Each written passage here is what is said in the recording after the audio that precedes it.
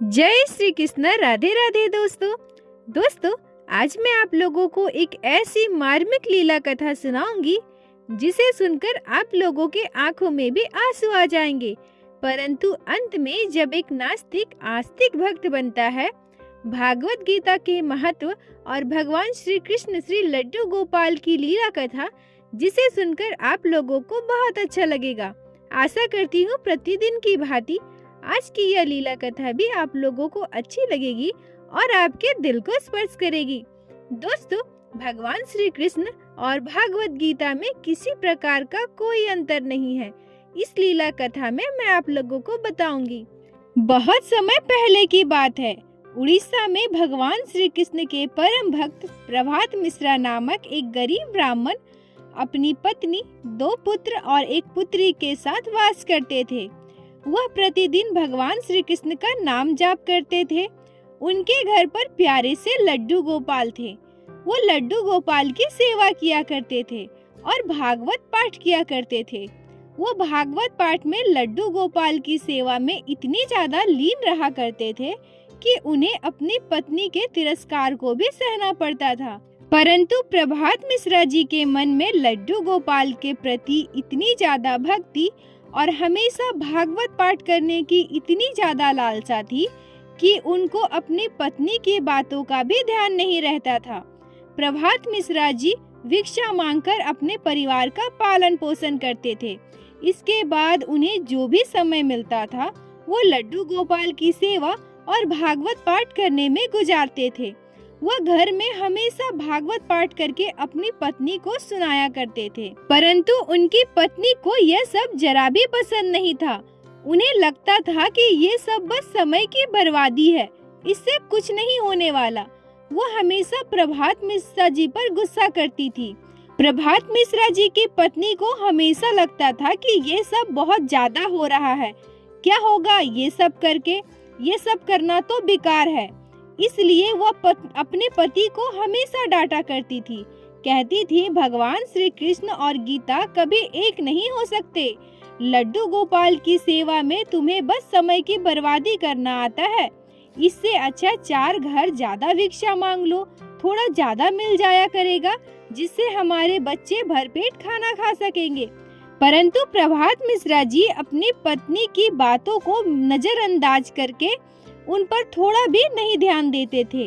भगवान की भक्ति और लड्डू गोपाल की सेवा और भागवत पाठ में लगे रहते थे। ऐसे ही दिन बीत रहे थे। परंतु एक दिन प्रभात मिश्रा जी के जीवन में बहुत बड़ी विपत्ति आ गई। जब वो लड्डू गोपाल की सेवा करने के बाद भागवत पाठ कर रहे थे, तभी अचानक से बहुत तेज की बारिश शुरू हो गई। आंधी तूफान के साथ बारिश इतनी ज्यादा तेज और मूसलाधार थी कि लगातार हुए जा रही थी। 2-3 दिन हो चुके थे, परंतु अभी भी उस बारिश के थमने का नाम नहीं था। उस समय भी प्रभात मिश्रा जी अपने लड्डू गोपाल को अपने पास बिठाकर भागवत पाठ कर रहे थे। बाकी दिन प्रभात मिश्रा जी सुबह जल्दी उठकर लड्डू गोपाल का स्नान श्रृंगार भोग लगाकर भिक्षा मांगने चले जाया करते थे। भिक्षा मांगकर अपने घर आकर के अपनी पत्नी को सब कुछ देते थे जो भी उन्हें भिक्षा के रूप में प्राप्त होता था। उसके बाद घर पर बैठकर भागवत पाठ करने लगते थे। परंतु 3-4 दिन से लगातार मूसलाधार बारिश होने की वजह से वो बाहर भिक्षा मांगने नहीं जा पा रहे थे। इस समय वो अपने घर पर बैठकर अपने लड्डू गोपाल को भी अपने साथ बैठाकर भागवत पाठ कर रहे थे। और जब उनकी पत्नी अपने पति को भागवत पाठ करते देख रही थी तो वो बहुत ज्यादा गुस्सा हो गई। वो अपने पति से कहने लगी, चाहे जितनी भी बारिश हो, आप अभी बाहर जाइए और भिक्षा मांग कर लाइए।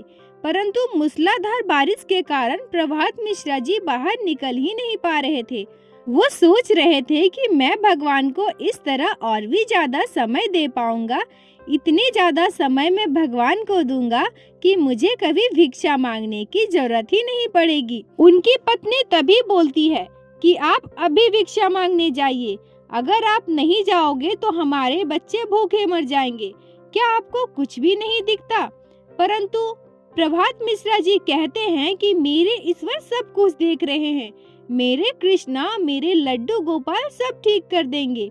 और इतना कहकर वो भागवत पाठ करने लगते हैं। उसी समय भागवत पाठ करते करते वो एक श्लोक का पाठ करते हैं, जिसका आशय है कि भगवान श्री कृष्ण सब कुछ देख रहे हैं। उनकी दृष्टि हम भक्तों पर हमेशा बनी हुई है। श्री कृष्ण अपने भक्तों की रक्षा करते हैं। अगर हम सच्चे मन से श्री कृष्ण को याद करते हैं तो भगवान श्री कृष्ण बिना कुछ सोचे अपने भक्तों की तरफ चले आते हैं। अगर हम भगवान श्री कृष्ण को याद करके उनके तरफ एक कदम बढ़ाते हैं तो भगवान श्री कृष्ण हमारे तरफ 99 कदम बढ़ाते हैं।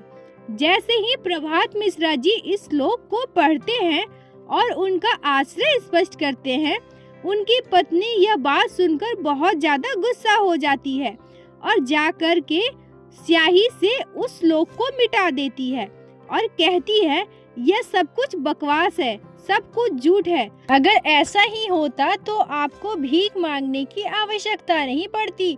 आपके श्री कृष्ण, आपके लड्डू गोपाल हमारे घर में सब कुछ ला कर देते और हमें इस तरह से 4 दिनों तक भूखा नहीं रहना पड़ता। और आप अब भी श्री कृष्ण की भक्ति में लगे हैं, भागवत पाठ में लगे हैं। अपने मन को थोड़ा इससे बाहर निकालिए और बाहर की दुनिया में लेकर जाइए।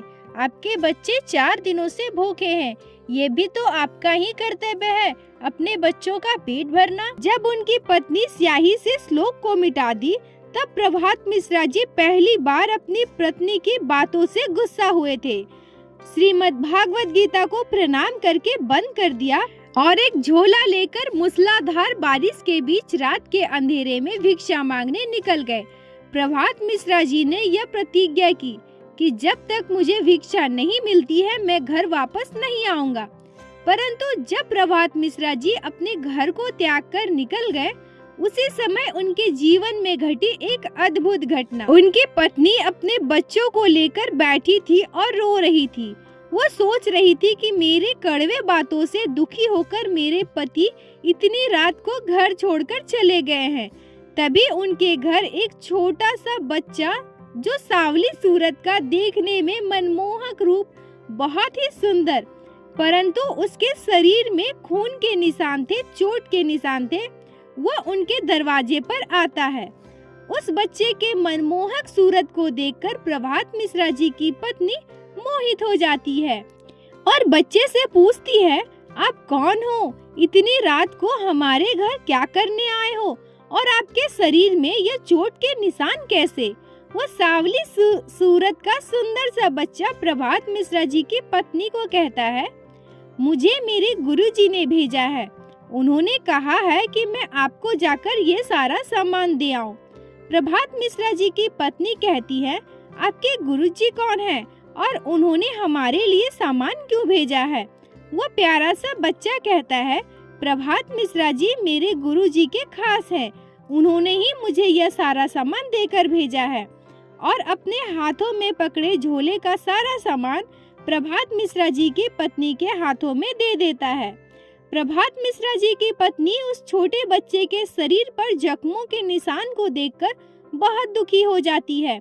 सारा सामान हाथ में लेकर कहती है, आप अंदर आ जाओ, मैं अभी आपके लिए दवाई लेकर आती हूँ। उसके बाद वो अपने घर से दवाई लाकर उस बच्चे के सारे जख्म पर लगा देती है और वो बच्चा वहाँ से चला जाता है। प्रभात मिश्रा जी की पत्नी खुशी खुशी अपने बच्चे के लिए खाना बनाने लगती है। थोड़ी देर के बाद प्रभात मिश्रा जी भिक्षा मांगकर घर वापस आते हैं और घर आने के बाद सबसे पहले वो अपने लड्डू गोपाल को भोग लगाते हैं। उसके बाद अपनी पत्नी से कहते हैं, ये लो सामान और जाकर बच्चों के लिए खाना बना दो। उनकी पत्नी आश्चर्य से अपने पति के तरफ देखती है और उन्हें सारा वाकया बताती है। प्रभात मिश्रा जी को थोड़ी भी देर न लगती पूरी घटनाक्रम को समझने में। वह दौड़ते हुए जाता है और श्रीमद् भागवत गीता को खोलता है और उस श्लोक के पन्ने को निकालता है जहां उसकी पत्नी ने स्याही से मिटाया था। प्रभात मिश्रा जी यह देखकर बिल्कुल चौंक जाते हैं कि जो लाइन उसकी पत्नी ने स्याही से बिल्कुल ही मिटा दिया था वो एकदम सही सलामत है और स्याही का कोई भी निशान नहीं है। तब वो अपने पत्नी से कहते हैं, देखो यह क्या है? तुमने इस लाइन को स्याही से मिटाई थी और अब देख लो यहाँ कोई भी निशान नहीं है। और वह बच्चा कोई नहीं, स्वयं श्री लड्डू गोपाल, स्वयं श्री कृष्ण थे, जिनके शरीर में जख्म के निशान थे और उनके शरीर में जख्म तुम्हारे द्वारा दिए गए थे। जब तुमने स्याही से गीता का श्लोक मिटाया था तो वो भगवान श्री कृष्ण हमारे लड्डू गोपाल के शरीर में जाकर लगा, और जब तुमने भक्ति भाव से उस पे दवाई लगाई तो देखो सारे स्याही के निशान कैसे खुद ही मिट गए।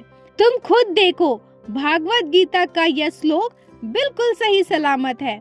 मैं कहता था ना, हमारे भगवान, हमारे लड्डू गोपाल श्री कृष्ण सब देख रहे हैं, वो हमारे साथ है, वो हमेशा अपने भक्तों की रक्षा करते हैं। और देखो आज स्वयं लड्डू गोपाल अपने भक्त के पास आकर उनकी रक्षा करने के लिए, उनके बच्चों की भूख मिटाने के लिए तुम्हें सारा सामान दे गए। दोस्तों, प्रभात मिश्रा जी की पत्नी कभी भी भागवत गीता पाठ नहीं करती थी, ना ही उन्हें सुनना पसंद था। उन्हें श्री कृष्ण पर भरोसा नहीं था। फिर भी लड्डू गोपाल की लीला देखिए, वो स्वयं आकर उन्हें दर्शन देकर गए, उन्हें इतना सारा सामान देकर गए। भगवान खुद अपने भक्तों के साथ लीलाएं आज भी करते हैं। प्रभात मिश्रा जी की पत्नी लड्डू गोपाल के पास बैठकर रोने लगती है, कहती है, मैंने श्रीमद् भागवत गीता और श्री कृष्ण दोनों का अपमान किया है। दोस्तों, जब द्वापर युग में भगवान श्री कृष्ण अपने धाम में वापस जा रहे थे, तब कलयुग के लोगों ने उनके पैर पकड़ लिए और कहा, भगवान अगर आप हमें छोड़कर चले जाएंगे तो इस कलयुग में हमारा उद्धार कौन करेगा, हमारा मार्गदर्शन कौन करेगा। तब भगवान श्री कृष्ण ने कहा कि इस कलयुग में मैं तुम्हारे उद्धार होने का रास्ता बताऊंगा। इस कलयुग में उद्धार पाने का एक ही रास्ता है, महामंत्र का जाप करना, जो है हरे कृष्णा कृष्ण कृष्ण हरे हरे, हरे राम राम राम हरे हरे। इस महामंत्र के जाप से व्यक्ति को अपने सारे पापों से मुक्ति मिलेगी। और मैं अपने सारे ज्ञान श्रीमद् भागवत गीता में देकर तुम सभी का मार्गदर्शन करूंगा। जो व्यक्ति श्रीमद् भागवत गीता का पाठ करेगा, दूसरों को सुनाएगा, उसका इस कलयुग में उद्धार होगा। बोलो बाके बिहारी लाल की जय, लड्डू गोपाल की जय, जय जय श्री राधे। दोस्तों, अगर आप लोगों को आज की यह लीला कथा अच्छी लगी हो, आपके दिल को स्पर्श की हो, तो कृपया वीडियो को लाइक करें और अपने दोस्तों के साथ शेयर करें, ताकि बाकी भक्त भी लड्डू गोपाल की इस लीला कथा को श्रवण कर सके। और हमारे चैनल को सब्सक्राइब करें, ताकि प्रतिदिन इसी तरह से हमारे चैनल में श्री बाके बिहारी श्री लड्डू गोपाल की अद्भुत लीला कथा सुन सके। राधे राधे दोस्तों।